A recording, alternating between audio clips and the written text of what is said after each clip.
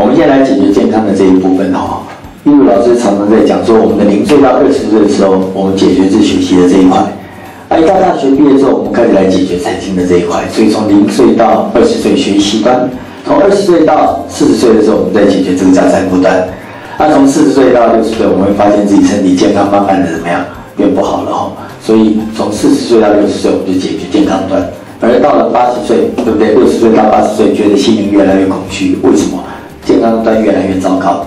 财经端怎么样？可能一辈子赚多少财富买不回他的健康，于是感觉到自己很多人生的价值都没有做，于是就开始慢慢的去寻找什么心灵端。那今天我们就要解决健康的这个部分。好，大家都在思考到陈光老师为什么陈光老师今天可以做这么多的事情？好，大家都知道老师有创造几个企业，老师有写了78本书了。好，所以老师可以闲暇时间就写书，又可以创造出那么多的企业。可是我多余的时间全部都用来教书。每天可以看到老师非常的辛苦，为什么身体健康还能够这么好？我今天就要把这个机密能够告诉大家，希望大家也能够跟我一样有这样子的身体，也能够创造出源源不断的创意，能够把人生的价值更快速的提升。但很多人都告诉我说，我每天都在运动，每天我也很注意我的饮食，为什么我的身体健康却一天比一天糟，甚至于他没有办法像成功者一样具备这样子的身体，去创造这么多大脑的思绪与创意？我要报告大家一件事情，其实健康是全方位的。如果我们今天来看一个这个东西，来，假设这里有一个池子里面，它有一个脸盆好了，里面摆着2只的鱼，这2只的鱼，一只运动，另外一只只是在走路，一个用疯狂的运动，一个只是不断的在走路。请问这2只鱼之后，哪一只鱼它会健健康康的活到长命百岁呢？我相信大家一定会认为是这一只拼命不断的运动的鱼，就是运动量越大的人越健康，对还是不对？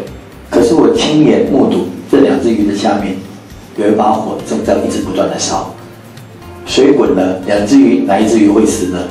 其实2只鱼都会死。所以说我要告诉大家一件事情，就是说整个的大环境其实就跟这个正在燃烧的脸盆意思是一样的。整个臭氧层已经破裂了，整个空气里面充斥了能够让我们身体病变悬浮的粒子，整个大环境一直不断的在变化的同时，我们多运动多努力，能够让我们身体能够更健康的。所以有这样子的概念，我们可以去做一件事情就老师在教这个健康端之前，麻烦大家可以先回去看一看这一个环保的简报。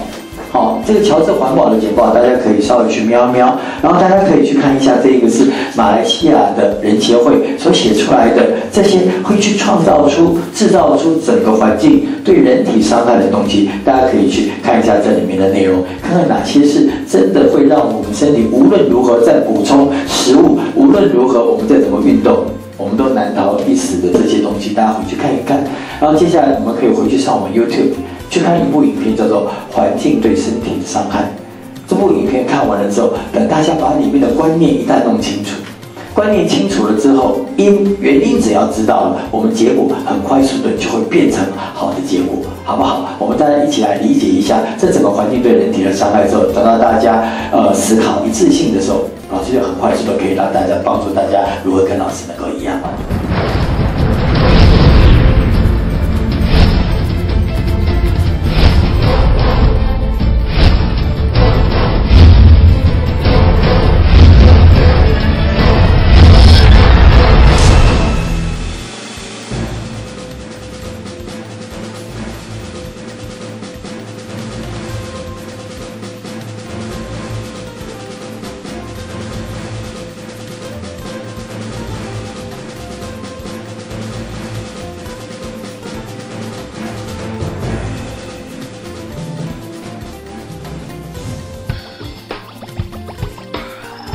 This is a story about a world obsessed with stuff. It's a story about a system in crisis. We're trashing the planet, we're trashing each other, and we're not even having fun. The good thing is that when we start to understand the system, we start to see lots of places to step in and turn these problems into solutions.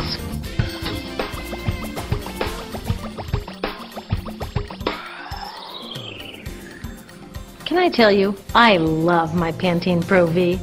Of the dozen or so personal care products that I use every day, it's the one I can't live without. Says it gives my dull hair the ultimate cool shine. How does it do that? I was wondering that while I was lathering it in my hair one day, so I read the ingredients right here. Sodium lauryl sulfate, tetrasodium EDTA, methyl isothiazolinone. What is this stuff? I took this list to some scientists who know how to read it. Turns out my Pantene contains a chemical linked to cancer. And lots of other products in my bathroom, from sunscreen to lipstick and even baby shampoo, also contain chemicals linked to cancer or other problems like learning disabilities, asthma, and even damaged sperm. Like most parents, I try to keep my family safe. But now I find out my bathroom is a minefield of toxins? What are we supposed to do? To find out the answers, we have to go back to one of the key features of our materials economy: toxics in, toxics out. If, at the factory, you pour toxic chemicals into a product, like baby shampoo, you're going to wind up with toxic baby shampoo. And toxics in workers, communities, and, babies. So let's take a closer look at this toxic outrage where it seeps into our lives every day, in the bathroom. The average woman in the U.S. uses about 12 personal care products daily. The average man about 6. Each product containing a dozen or more chemicals. Less than 20% of chemicals in cosmetics have been assessed for safety by the industry's safety panel, so we just don't know what they do to us when we use them. Would you fly on an airline that only inspects 20% of its planes? Of course, not all of these chemicals are dangerous, but we know that many are. Some are carcinogens. That means that they can cause cancer. Others are neurotoxins and reproductive toxins, proven to mess up brain development and reproduction in animals. Wait a minute, we're animals too. It's like a giant experiment. We're using all these mystery chemicals and just waiting to see what happens. One thing we do know is that they're getting inside us. I had my body's toxicity levels tested, and I'm loaded with things like mercury, flame retardants, triclosan, and lead. We all are. Even babies are being born pre-polluted. Now, I know we can't live in a lead-free world, but do we have to put lead in our lipstick? I don't know. Maybe it's my fault. Maybe I just bought the wrong thing. At the store, the choices seem endless. I can get lipstick in 49 shades, or shampoo for hair that's too dry, oily, fine, limp, or frizzy. But what about the choices that really matter? Like the choice to buy products that are safe? It turns out the important decisions don't happen when I choose to take a product off the shelf. They happen when companies and governments decide what products should go on the shelves. So who are these companies? This is Procter & Gamble. They're the ones offering me Herbal Essences, the #2 shampoo in the country. It contains toxic petrochemicals made from oil. Since when is oil an herb? On cosmetics labels, words like herbal, natural, even organic have no legal definition. That means that anybody can put anything in a bottle and call it natural, and they do. I mean, can you imagine a top seller called Petro Essences? Gross. What's even nastier are hair relaxers marketed to 5-year-olds and skin whitening creams. These are super toxic, both in their ingredients and in the message they send about what beauty is. Ooh, here's Estee Lauder offering me a chance to help find a cure for breast cancer. That's nice. But wait, they're also using chemicals linked to cancer. Don't you think the best way for Estee Lauder to fight cancer is to stop using those chemicals in the first place? So really, I get to choose between meaningless claims on a bottle. But these guys get the real choice about what goes into those bottles. And that happens back here, at the factories where they're formulated. Why do the makers of these products use all these toxics? Are they trying to poison us? No, they're just working from a 1950s mindset when people were totally swept up in better living through chemistry. In all that excitement, they forgot to worry about human health impacts. That was years ago, and they are still using these same old toxic chemicals. Today, big cosmetics companies say the doses of poison in their products are small enough to be harmless. Yeah, maybe if you use them once a year.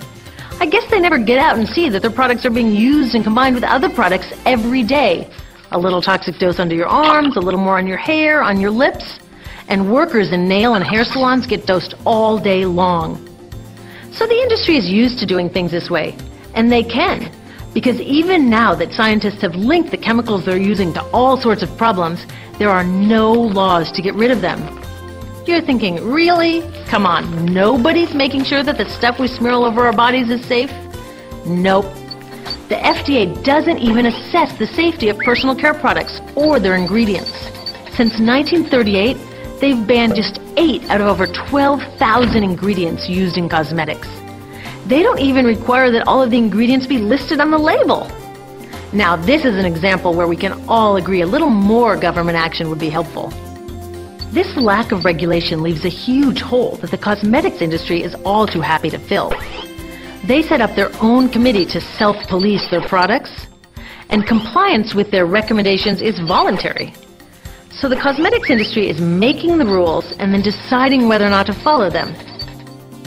So you see, it isn't our fault that these toxic products are in our bathrooms. It's a whole broken system that's ignoring the simple rule: toxics in, toxics out. But we're not helpless. There are resources online that we can use to protect ourselves by identifying the best possible choices in the store. But the real action is with people working to change the system. Because if we really want to solve this problem, we got to start here with these guys. Women, parents, workers, people all over the country are demanding that Congress pass a new law, giving FDA the power to make sure that our personal care products are safe. We need common sense laws based on the precautionary principle. That means that when you're dealing with hazardous chemicals, just err on the side of caution. Let's not debate how much lead should be allowed in lipstick. Just get the toxic chemicals out of our products. Smarter laws would force companies to get past that old 50s mindset and figure out how to get us all clean and shiny without toxic chemicals. Can they? Totally. Many responsible cosmetics companies are already putting safer products on the market. Green chemists are developing substances that are designed to be safe and non-toxic in the first place. European governments have required the removal of many toxic chemicals, and companies have figured out how to comply. When cosmetics are reformulated to be safe and labeled honestly, then we can feel comfortable with the choices available at the store. We can choose bouncy hair or full hair, shiny lipstick or matte. We can even choose to feel beautiful without using 20 products. But we'll know that whatever we choose, the most important choice, the choice to be safe and healthy, has already been made. 好，接下来我就要把我身体为什么可以健康，以及大脑为什么每天会有这样子的排列思考的创造力，我会把这个秘密告诉大家。好，大家仔细思考一下。今天我们讲说，人的身体里面，你看老师的本身的组织，这个组织里面其实有个很小很小的组成的成分，就是我们小学就已经学过的这个东西，叫做细胞。细胞本身分作细胞膜，它里面有细胞质，在更远里面正中心圆心里面这个东西叫细胞啊。原本这个细胞应该是白白胖胖非常健康，里面充斥的 DNA 应该都是很健康的。好，那这个 DNA 可以创造出很健康的细胞膜，而这个细胞膜可以用一个很重要的功能，就是人体的免疫的系统，它的防护的系统。就像植物的细胞壁，如果把它破坏掉，这个植物很快就死掉了。所以人的细胞膜一旦萎缩，这个人的身体健康会一直往下降。那如何能够维持这个 DNA 本身非常的健康？好，这个时候有2个很重要的东西，就是我们中医常常在讲的气跟血。而这个气跟血就不是